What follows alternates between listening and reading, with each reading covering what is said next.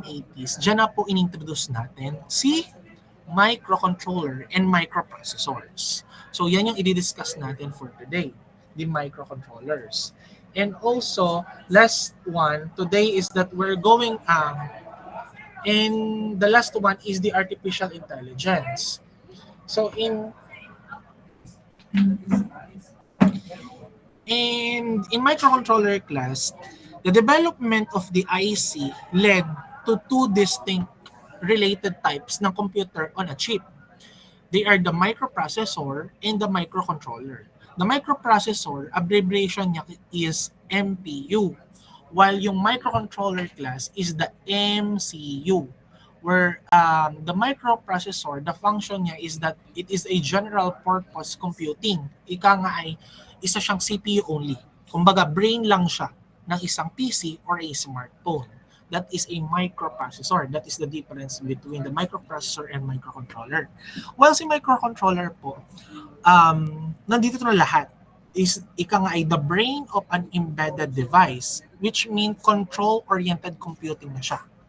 So si microprocessor po, kumbaga ay CPU only, while si microcontroller, CPU, memory, yung mga volatile and non-volatile memory na meron tayo, which is the RAM and the ROM, and also the input and output peripherals, and even yung mga system on a chip, single chip na meron.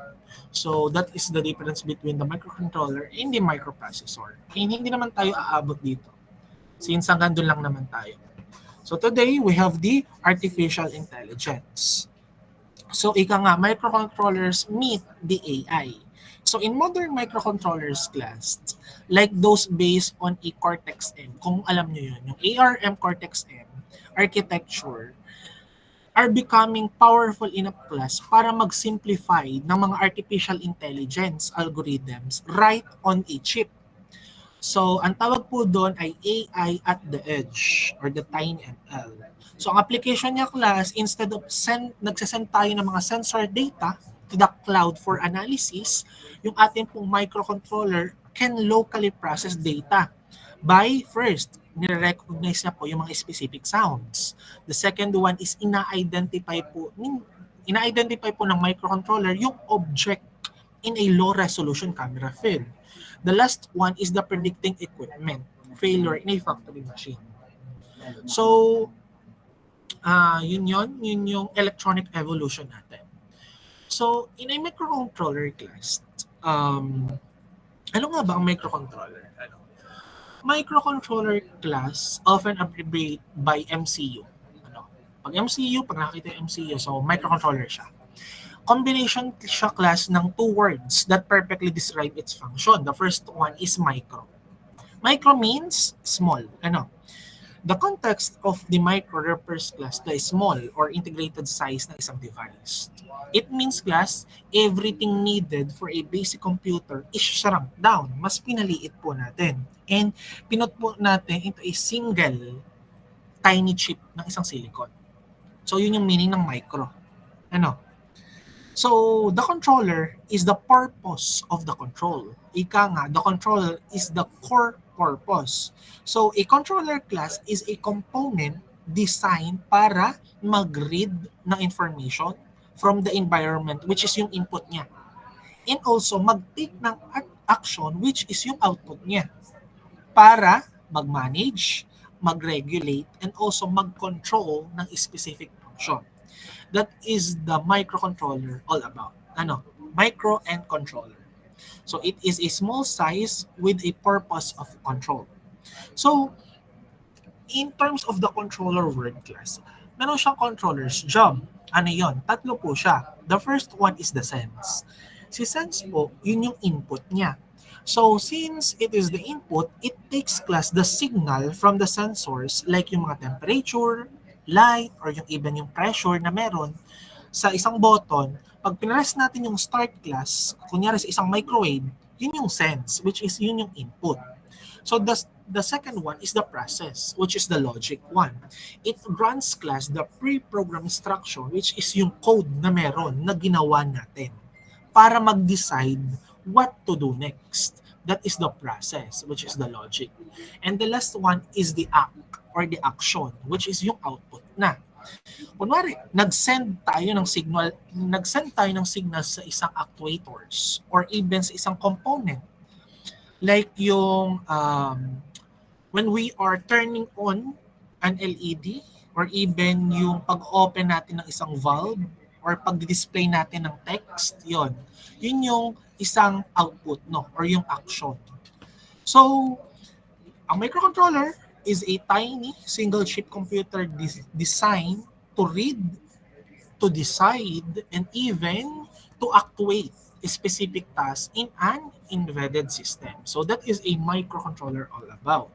So, in microcontroller class, meron siyang essential components of a microcontroller. So, meron siyang four major essential components ng isang microcontroller. The first one that you can see on our screen is that it is the CPU, which is the central processing unit. So class, the modern microcontrollers class typically used RISC. Ano po yung RISC? It is Reduced Instruction Set Computer. So yung mga modern na mga microcontroller ginagamitan po ng RISC. So like yung diniscuss natin, yung mga AVR, yan, para mas specific tayo. So yung mga AVR, yon ginagamitan ng mga modern microcontrollers. So yung CPU's execution cycle niya involves class, tatlo. The first one is the fetch.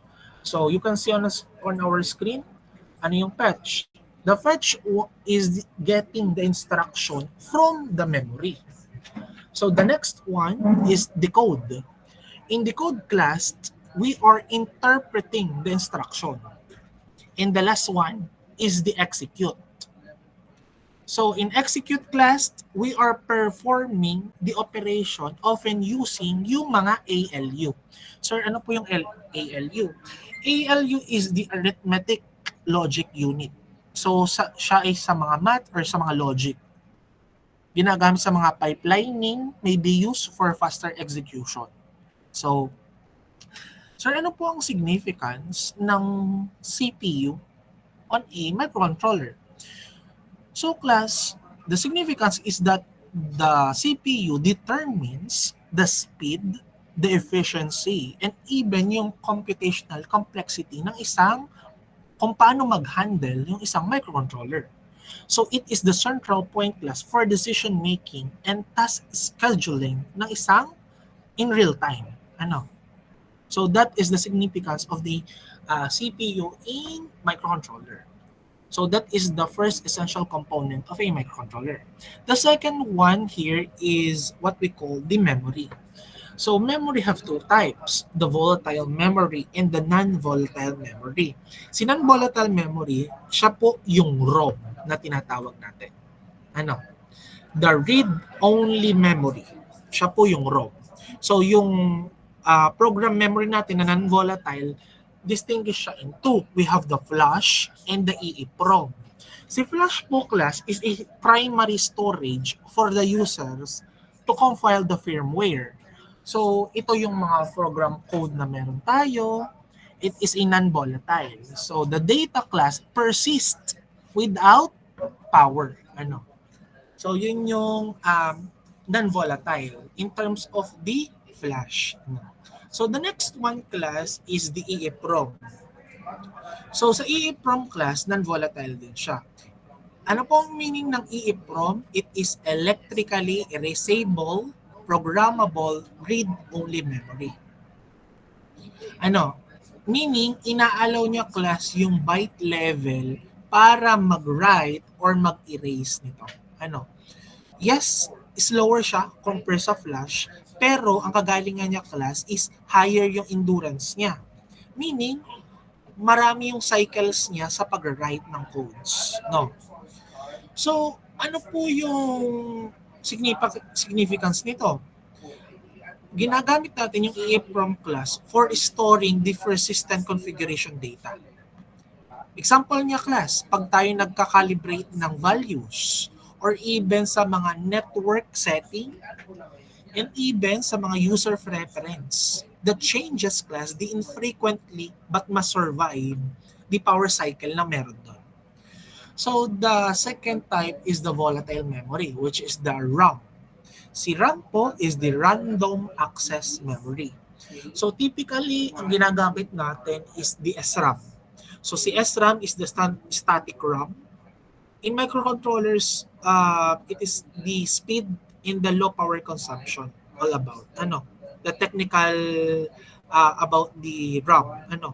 It hold class the programs, stack, heap, and yung mga global variables during pag ginagamit natin to during the runtime period.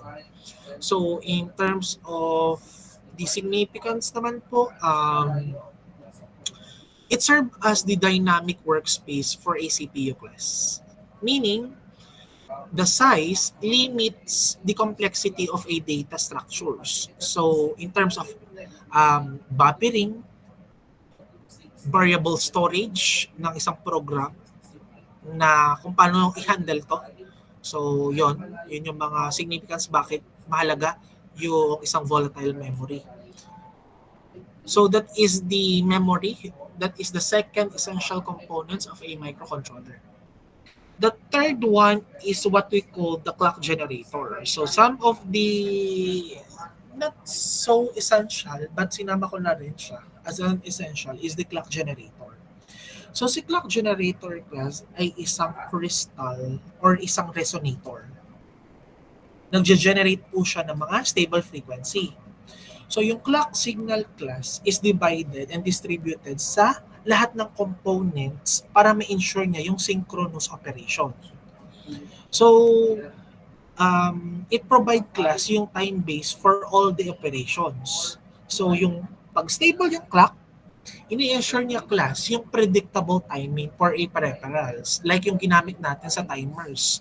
Yung timers and also pag accurate data transmission rate, yun yung baud rates na tinatawag sa isang communication. So yun yung clock generator or tinatawag na oscillator. So that is the third essential component. And the last one is the input and output peripherals. So in input and output peripherals, meron siyang four types or four subtype. The first one is the digital input and output ports. Ano po to? The digital input and output ports is a simple memory map register class na kinokontrol niya yung voltage level ng isang external pin. So kapag nakakita kayo ng isang Arduino, so the very basic example or the most basic example of the microcontroller is the Arduino. So kapag nakita kayo nun, so yung external pin is the output and the voltage level of an external pin is the input. So they are used class for a simple binary ng pag on and off control. So that is the digital input ports. So in terms of how significant it is in microcontroller, it provide class the basic means para ma-sense or ma-actuate niya yung binary devices. So meaning, in every interaction with a simple switch, doon nag-start. Sa relay starts sa isang digital inputs and output ports. So doon po nag-start yon. So the second one, we have here the communication interfaces. In communication interfaces, meron siyang three subtypes. Three interfaces under na communication interfaces. The first one is the Universal Asynchronous Receiver Transmitter or UART. So, si Universal Asynchronous Receiver Transmitter class, ginagamitan siya ng two wires to transmit and to receive plus yung ground na meron siya ha. So, si UART class ay asynchronous. And meaning, pag asynchronous siya, walang separation between the clock line. So, yung timing niya, agree upon yung baud rate na meron. So, ginagamit siya for debugging, sa pagko-connect natin ng PC or Bluetooth modules. Yun yung Universal Asynchronous Receiver Transmitter. Pag nagko-connect tayo ng PC or Bluetooth modules. So, the next interface is the SPI. Si SPI naman po, Serial Peripheral Interface. Ibig sabihin, synchronous siya. So, gumagamit tayo ng 4 wires naman. Kung kanina 2 wires, ngayon 4 wires. First is the clock. The second is the master out or slave in na meron. The third is the master in or slave out naman. And the last is yung select, yung slave select. So, mabilis siya since 4 yung wires niya. And it operate class in a full duplex mode. So, ginagamit siya for communicating with high-speed memory chips dahil nga mabilis. So, that is the second. So, the third or the last one is the integrated or inter-integrated circuit, the IIC. So, same with the SPI, synchronous din siya. Pero, synchronous siya, pero 2 wires lang. Yung 2 wires na yun, class, it is the serial data line and the serial clock line. So, it's a multi-master or a multi-slave bus, meaning, siya po ay isang device that can share the same 2 lines. So, the ideal for connecting slower sensor, yun yung isang sample niya. Like yung temperature, yung pressure, at saka yung mga small memory, like yung EEPROMs na meron. So, yun yung inter-integrated circuit. So, next for the communication interfaces is the timers and counters. In timers and counter class, it is a hardware registers that increment or decrement ng na naka-base sa isang clock signal.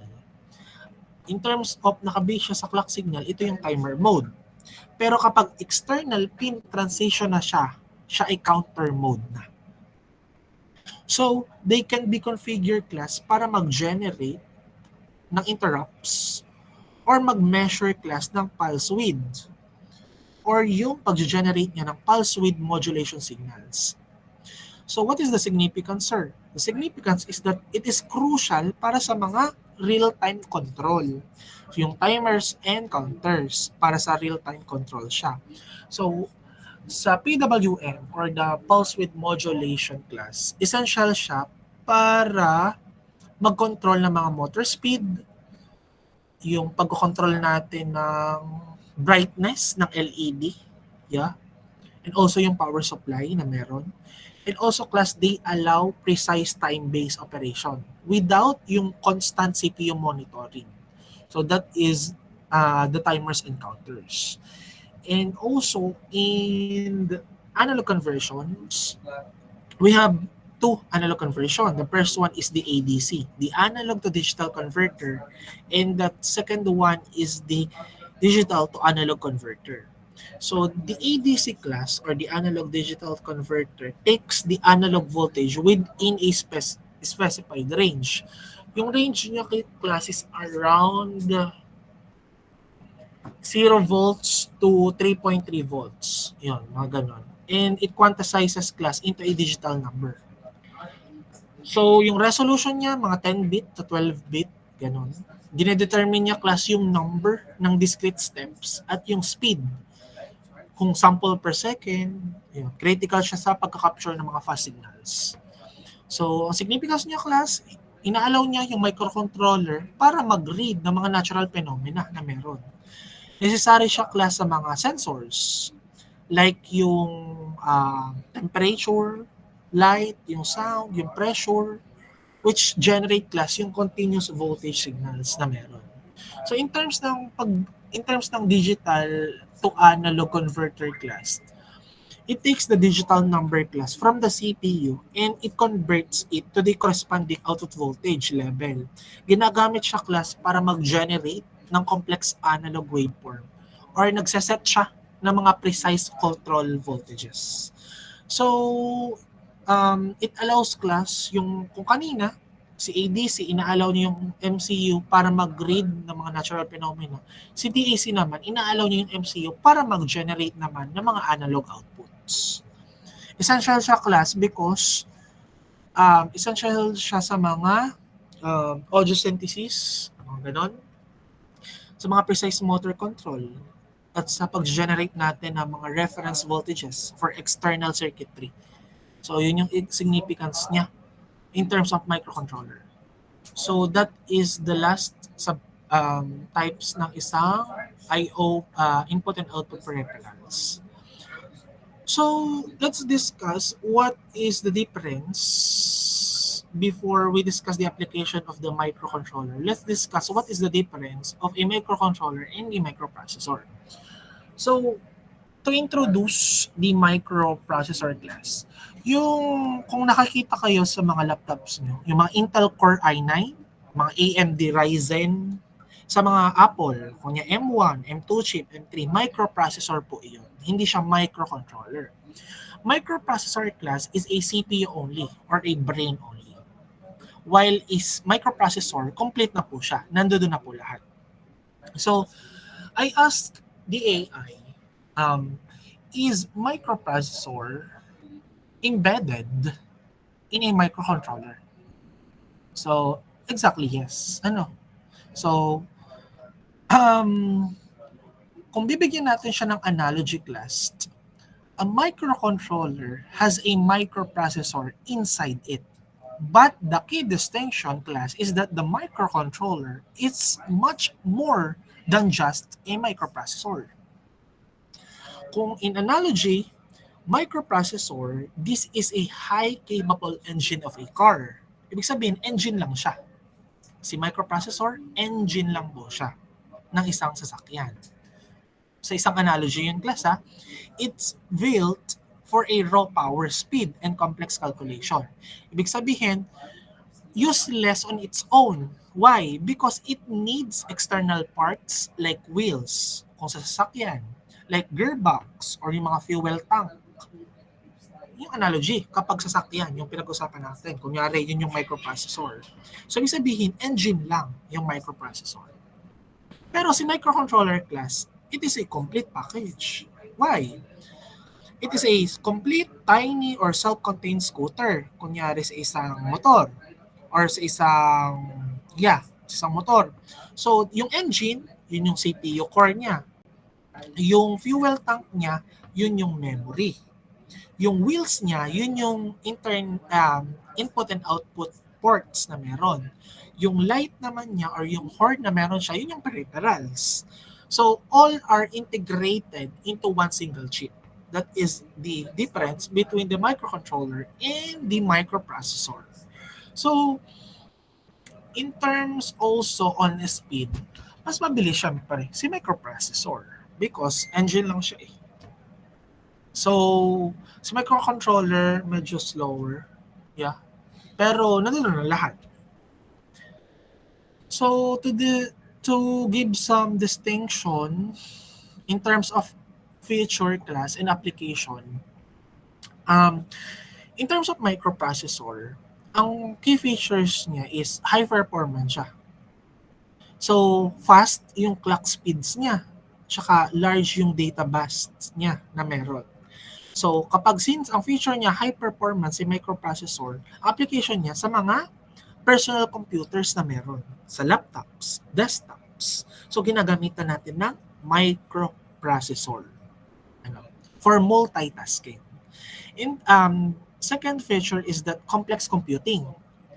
So, in-optimize niya yung complex instruction sets, heavy mathematical calculation, at nagra-run po siya ng specialized software.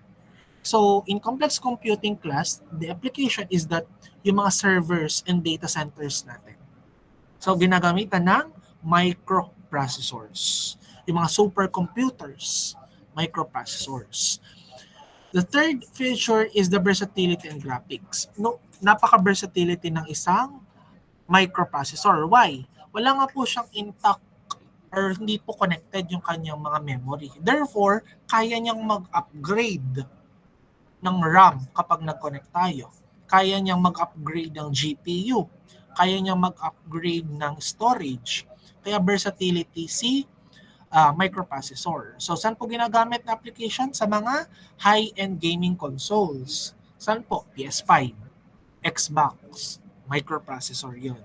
So, it performed class mga physics calculations or high resolution graphic ng rendering. So the last feature is that memory management. Sa memory management class, it-design class to manage and access the gigabytes of a external RAM and storage. So sa mga advanced AI, sa mga machine learning training systems, so microprocessor ang gamit. In terms of the microcontrollers naman po, we have also 4 features. The first one is real-time control siya. Si microcontroller real-time control, dinesign para mag-execute ng single dedicated program and response to inputs. Ibig sabihin, may specific task na ginagawa kapag microcontrollers.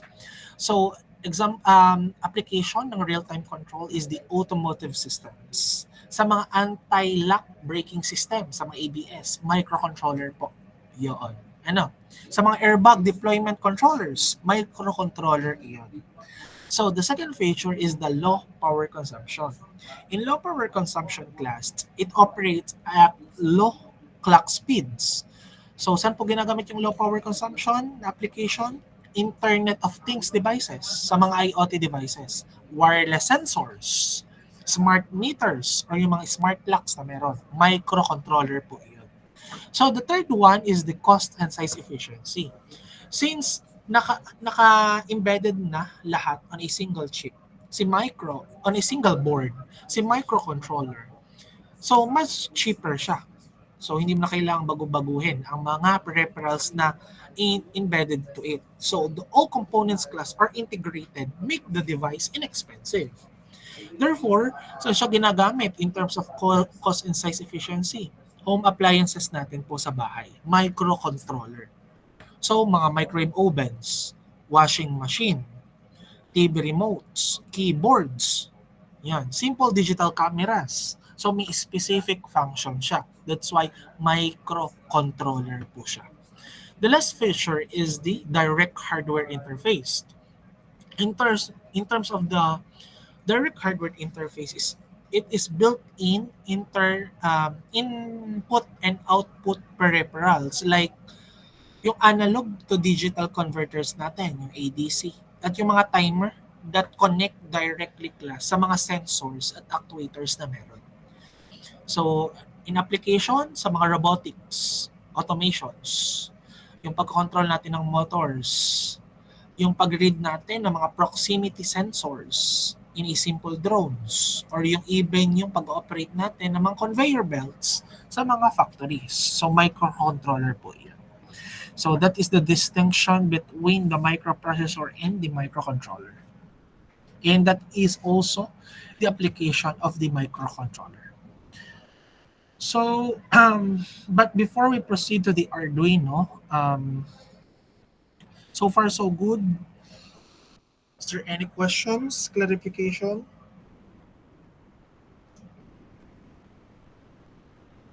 Hello?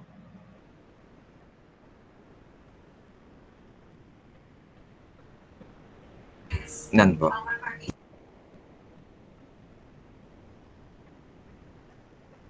Wala pa naman. None so far? None so far?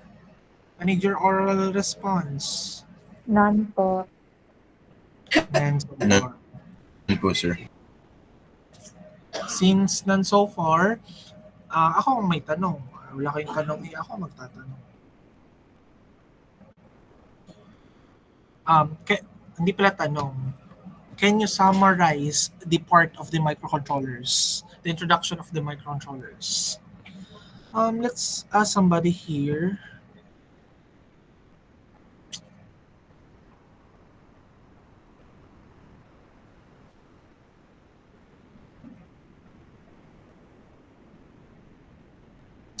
Si Vernaline.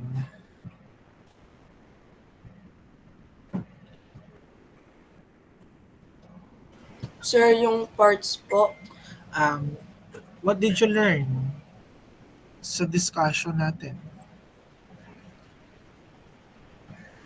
ano po sir, dun po sa microcontroller, it combines two words po, which are micro and controller. Yung micro po, meaning lang po nun is small. And then yung controller po, kasi po yung purpose po ng microcontroller ay mag-control po. Tapos po yung job po ng controller is for sensing, processing, and yung act po. Sa sensing po, nagsasense po siya ng mga signals. Then sa processing po, doon na po papasok yung parang code po, logic po nung microcontroller. And then doon po sa act, nagsasend na po siya ng signals doon sa mga components po. Tapos meron pong essential components ang microcontroller. Una po is CPU, which means Central Processing Unit po. Tapos po, yun po ay for speed, determining speed po, efficiency, and computational complexity po. Tapos sa memory po, meron pong non-volatile, which is yung ROM po, read-only memory, and then volatile po na RAM, which is yung random access memory po. Meron din pong yung clock po, generator, tsaka input and output peripherals po. Thank you so much. Sa lalaki naman, baka may gustong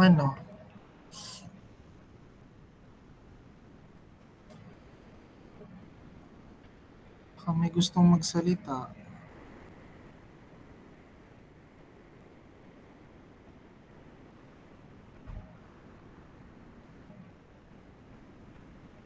Ayun yung ako na lang pipili.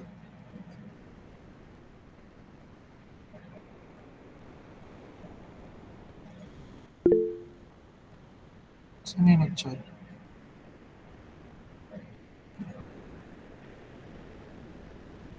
Why? Why Karil? Ay, magsama rin din po sana. Gusto mo rin, sige. Ikaw na ang sa part ng lalaki. Ay, walang magtumas ng kamay. Go. Okay po. So, babanggitin ko lang din po yung mga naaalala ko rin po. So, one part din po ng microcontroller is yung CPU, and sabi nga po ni Berna, ito po is yung Central Processing Unit. And siya po yung kino-consider natin as brain po ng microcontroller. And nakapaloob nga rin po dito yung ALU and yung CU po, which are the Arithmetic Logic Unit at saka po yung Control Unit. So, meron din pong memory. Pwede po siyang non-volatile and pwede rin pong volatile. Kapag po non-volatile, simple po, yun po yung nag-i-store pa rin po siya ng data kahit po wala ng power. So, ang volatile naman po is temporary lang po siya. Kapag po hindi po siya naka-on or 'pag wala pong power is hindi po nagso-store yung data. So, para pong hindi po siya naka-stock dun.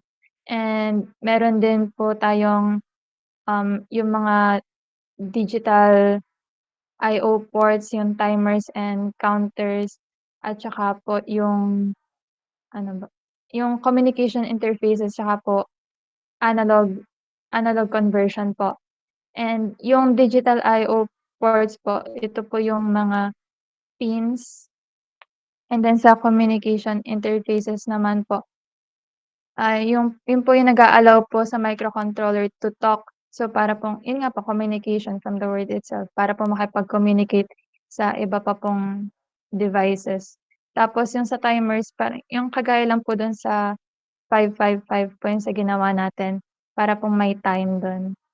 Tas sa analog conversion po, yung analog to digital, tsaka po digital to analog, yun lang po.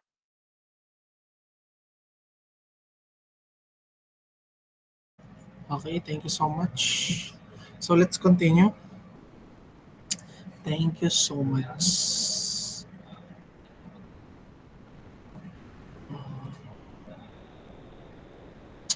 So now we're going to discuss the Arduino. Ano? What is Arduino? So Arduino class is not a jingle tuloy. It's not a single circuit board class. It is an open source electronic platform that consists of two main parts. The first one is the hardware. So the hardware is the board. Ano po? So inexpensive, yeah. Easy to use microcontroller board like yung mga iconic Arduino Uno natin, which is the standard Arduino Uno. And it's also complete. A tiny computer on a single board. Even it contains a CPU, memory, and also input and output connections. It is designed to be easily connectable to external components like yung mga LEDs, yung mga buttons, sensors, and motors. So that is the first part of the Arduino. The second one is the software. Ano po yung software? This is the Arduino IDE. So the Arduino IDE is the integrated development environment. It simplifies class decoding process. So it uses class yung mga simplified version ng mga C++. So kapag po kayo ay nagko-code sa isang Arduino IDE, para rin po kayo nagko-code ng C++ na language. Ano? It make it much easier class for students like you or engineers like us without an extensive background in electronics. Sa mga inyo, mostly, sa students. Or low-level programming to get started in terms kung paano natin malaman ang isang Arduino IDE.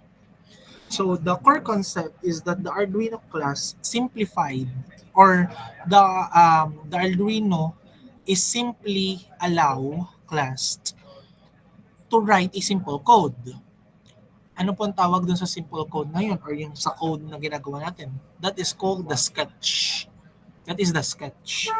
It reads an input which is yung light sensor at tinatranslate niya ito sa mga physical output which is, kunyari, example, na input niya is light sensor. So, ang output niya, nagta-turn on siya ng isang LED or nagpapaikot siya ng isang motor in real time. So, that is the physical output. So, tinatranslate niya yun. Yun yung, yung code, the sketch. So, but before we dive sa mismong Arduino, is that let's discuss the history behind this Arduino.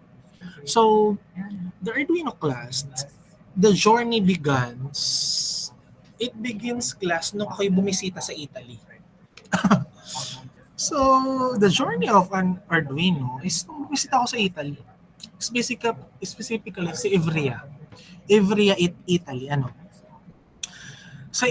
Noon, sa Interaction Design Institute Ivrea, or IDII, students were using expensive or proprietary microcontrollers like $50 na basic stamp.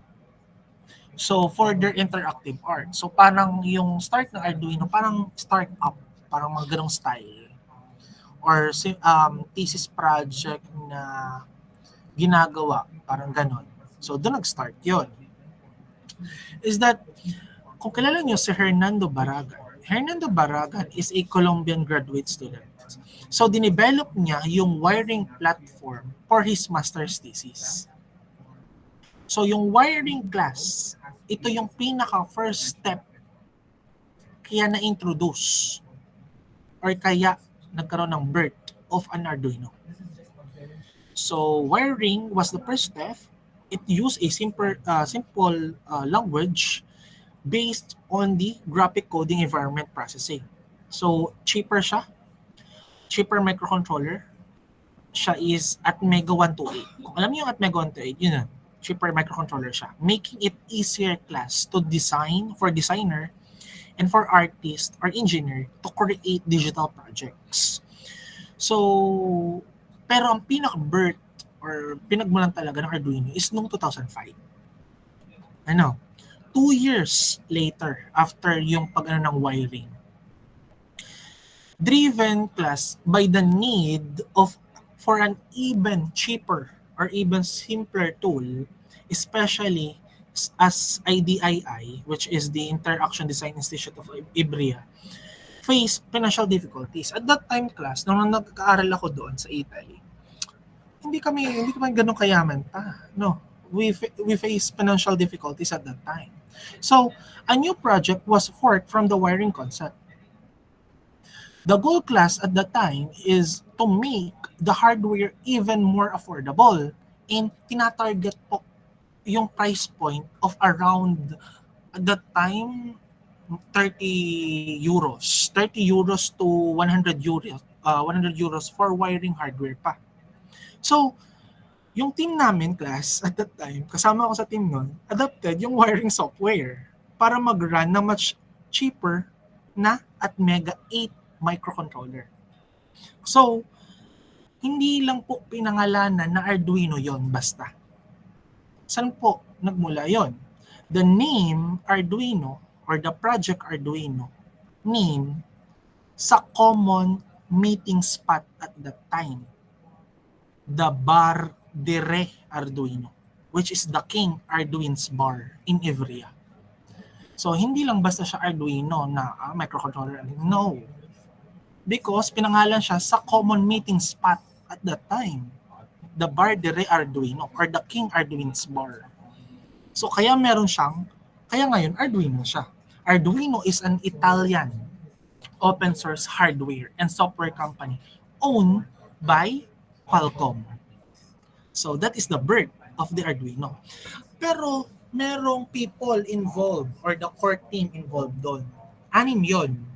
6 sila. The first one, si Massimo Vanzi. Si Massimo Vanzi po ay isang associate professor sa IDII. Next one, we have David Quarteles. Si David Quarteles, class, is nag-work siya on the architecture and documentation side. David helping make the system robust and understandable. So yung mismong design, si David. The third one is si Tom Iguel. Si Tom, class, is the instrumental in establishing, class, yung platforms community and yung educational resources. So, often wiring tutorials and example. So, dun si Tom. The fourth one, class, si Gianluca Martino. Si Gianluca Martino, class, is the initial hardware production lead. Siya yung nag-lead at that time sa hardware nitong mismong Arduino. The fifth one, si David Mellis.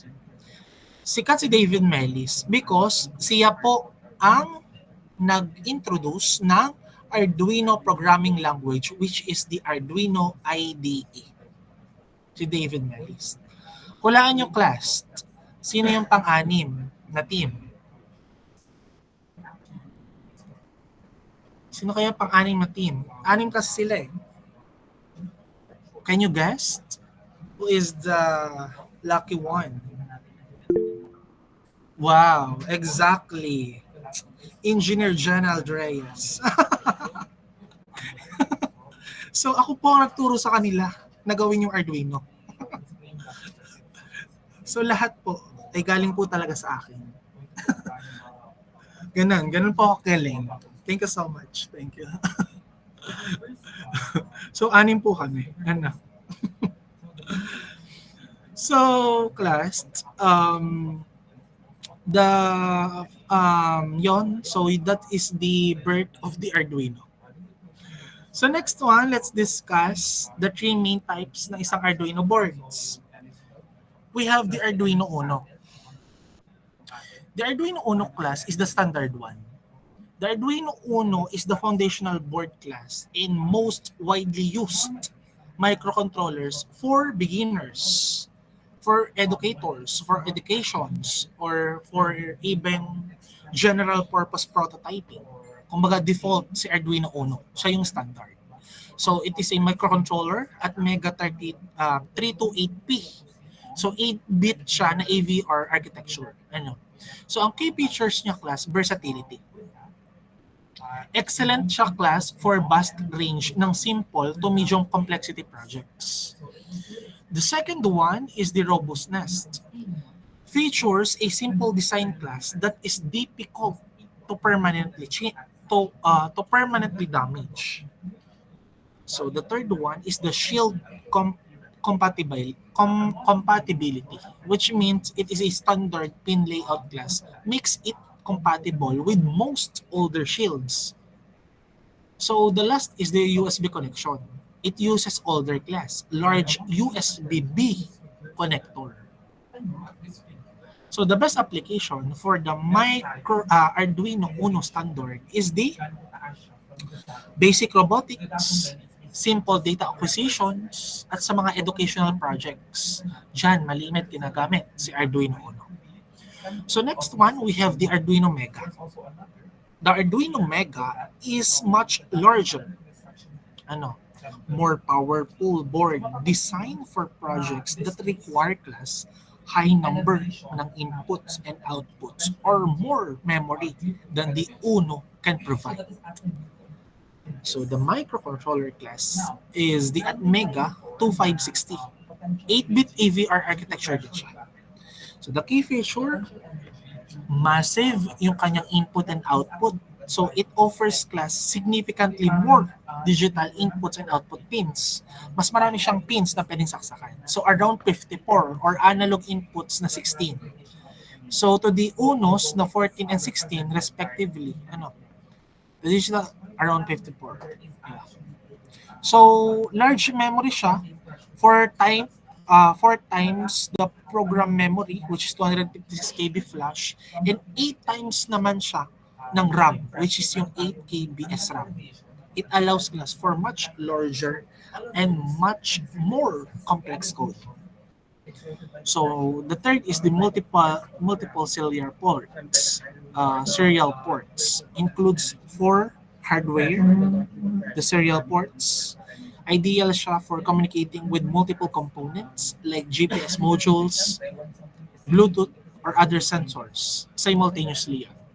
So ang best application ni Arduino Mega is mga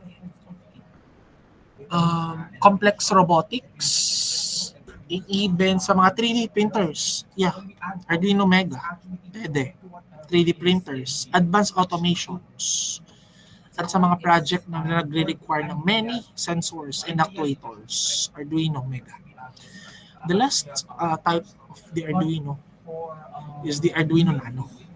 So sa Arduino Nano class, it takes the core functionality of the Uno and it shrink it down. So almost same lang na Arduino Uno, pero mas pinaliit. So the key feature, small footprint siya sa mga spaces. Slim design makes it perfect class for project where space is limited. So the second feature, breadboard friendly. So dinisign siya with pins class that can be plugged directly sa mga breadboard natin for easy prototyping, unlike the larger Uno. So also cost-effective, much cheaper siya. Siyempre, mas maliit siya. And also modern connectivity. So newer Nano versions, yung mga Nano 33 IoT, ang mga Arduino Nano class ay may built-in Bluetooth and Wi-Fi na. Sa mga modern or newer version ng Nano, may Wi-Fi Bluetooth na. Kasamahan niya ng ESP32. Ang best application niya class sa mga small drones, sa mga compact devices, and even sa mga project na nag-integrate ng tight spaces. So next, let's discuss what is the Arduino IDE, the programming language. So it is the platform wherein the Arduino IDE is integrated development environment.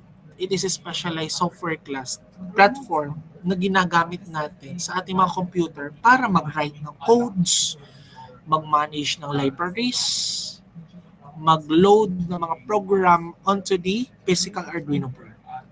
So, it is the bridge between class ng high-level language na ginagawa ninyo or ginagawa natin, and also sa mga low-level instruction the microcontroller understand.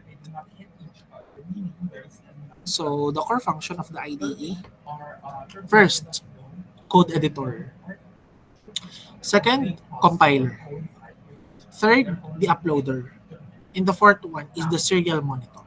Sa code editor, this is the primary window class where you write the program.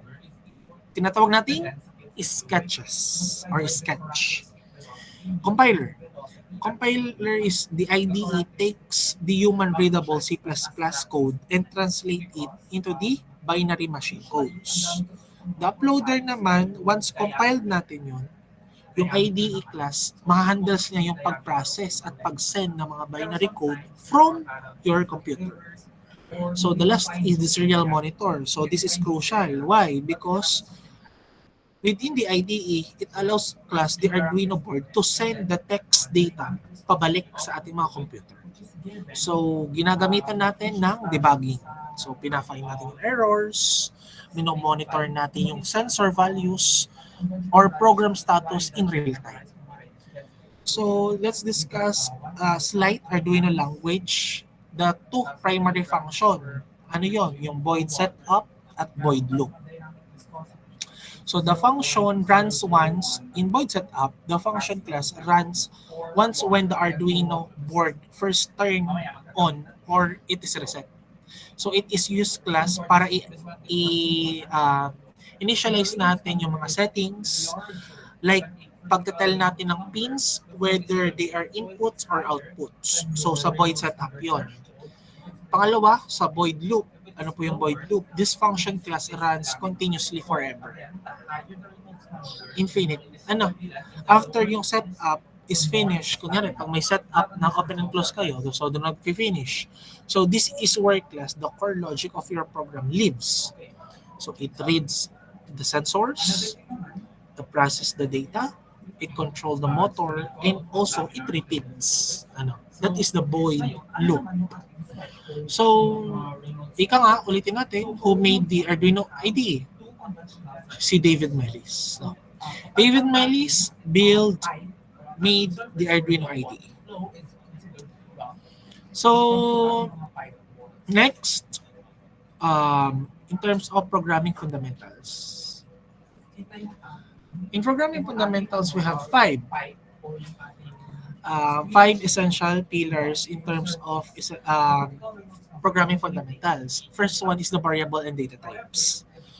In variable class, variables are name, storage, location in the computer's memory used para mag-hold ng mga data.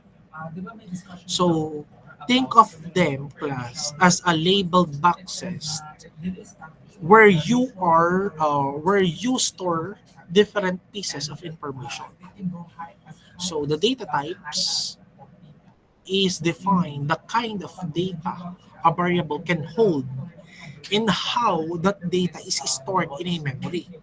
So common types niya, integers, yung mga int, floating point numbers, yung mga float, double, booleans, BOOL sa mga ating codes, strings. So sa strings, yun yung mga sequence ng ating characters. Yun sa hello world, yun, strings. The next, we have the control structures. This is the flow of the execution. The control structure dictates class the order in which the instructions are executed. It determines class yung logic and the flow of the program. So, nandiyan yung sequential execution, conditional statement, yun yung if-else, or yung mga if, at saka yung else, or yung mga switch. Ang example niya is that, nangyari, if the user is logged in, then display their profile. Else, display the login screen. Parang ganun. So, loops kasama rin sa control structures. Yun yung mga for, while, do while, yun yung sa loop, yung repetition. Example niya ay, kunwari, for every student in the class, print their name, while the light sensor reads a low value, keep the LED on. Parang ganun. So, yun nandun yung for, while, do while. So, next is the function. The function class also calls the methods or the procedures. Reusable block siya of codes that perform class a specific task. Modularity, reusability, and parameters and return values. So yun po yung function. The fourth one is the data structures. The data structure class are specific ways of organizing and storing data in a computer so that it can be used and managed efficiently. So the choice of the structure drastically class affects the program's performance. So, isa doon, arrays. Simple structure yan class na ginagamit natin sa pag-store ng mga fixed size collection ng elements at the same data types. The next is list or yung vectors. Dynamic collection din siya na nag-grow or nag-shrink in size during the execution. And the third is the structures or the objects. So custom groups yun related sa mga data elements. The last one is the algorithm. So algorithms, alam naman natin siya. Algorithm is precise, no? Step-by-step procedure or set ng rules na ginagamit natin para ma-solve yung specific problem. So that is the algorithm. So that's it. So last for this time is the application. The application in today's technology. The first one, we have the IoT, Internet of Things. So Arduino boards class, particularly those with built-in Wi-Fi or Bluetooth class, use in Internet of Things because this is the backbone of many early stage na IoT devices. The second one, we have the robotics and automations. So sa Arduino, we all know that the Arduino is excellent for controlling motors. Therefore, it reads the proximity sensors. It handles the core logic of a simple robotic systems. So that's why it is one of the application in today's technology. The third is, unahin natin yung baba, education and learning. In education and learning class, ginagamit natin yung Arduino. We know that Arduino is the standard platform used globally. So, para i-teach yung mga fundamentals of physical computing, even programming, and in electronics. So, kaya kasama sa education, yung application is Arduino. So, next is interactive. Interactive art and design. So, interactive and art and design, Arduino class is widely used by artists. Even mga designer na eh. So, ginagamit na nga minsan yung Arduino sa mga sa yung mga gowns na may na ilaw, na gana, sa mga museum to create interactive installation where physical object class responds to human presence or external stimuli. So, yun yung interactive art and design. The fifth one is the scientific instrumentation in data acquisition. So in laboratories, in field research class, Arduino is often deployed as a cost-effective solution for acquiring data from custom sensors. So sa mga custom sensor interfaces, low-cost testing equipment, yan. So the last one, we have here is the gaming and human interface devices. So, hindi katakataka. Sadyang also included sa mga gaming. Arduino is often used class to build the custom input devices that extend class beyond the standard keyboards and device. Arcade cabinets, so yung wiring custom joysticks natin. Stimulators, building realistic control panels. Yung flight simulator cockpits, physical switches, and yung pag-dials natin ng map to software actions. So, I think that is the end of our, that is the end of our last topic for this sem. Oh, ang galing, nakatapos tayo. No more, no less. We are done. Nasunod natin ang syllabus. So, galingan nyo sa long quiz 2. Next week, Next week is your long quiz 2. So, class, is there any questions, clarification of variant reaction?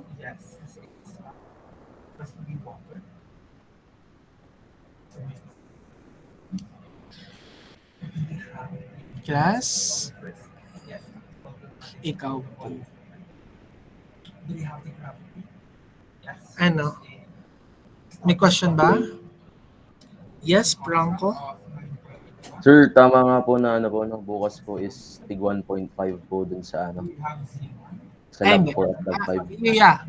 Laboratory 4 and laboratory 5. Okay po. Thank you po. Exactly, wait lang, 7 to 8, 8 to 9, 9 to 10. So 10, exactly 10, dapat nandito na kayo. Or before 10. 10 to 11, 11 to 12, hanggang 1 tayo. Ano? 10 to 1. Yes, Emilio? Yung sa Lab 5 po bang Arduino is i-code na po namin dun sa Arduino? Pwede. You can do so.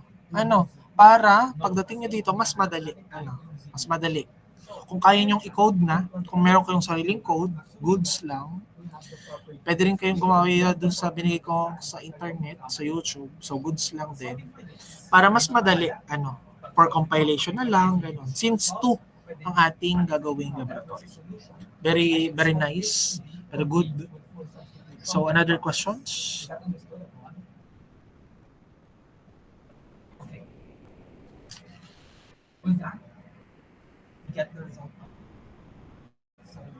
Meron pa?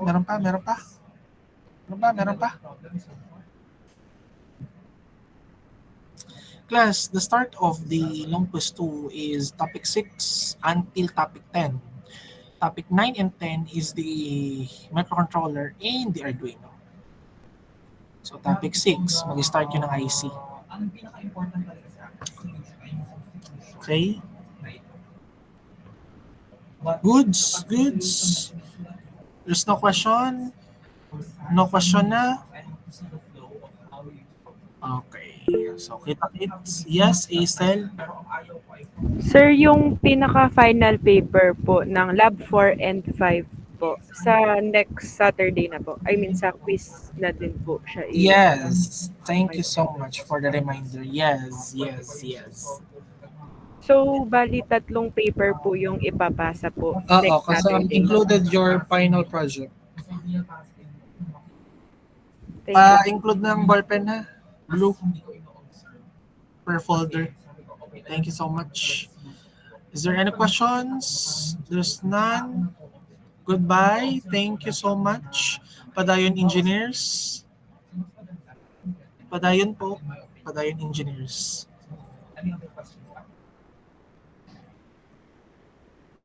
Goodbye and thank you po.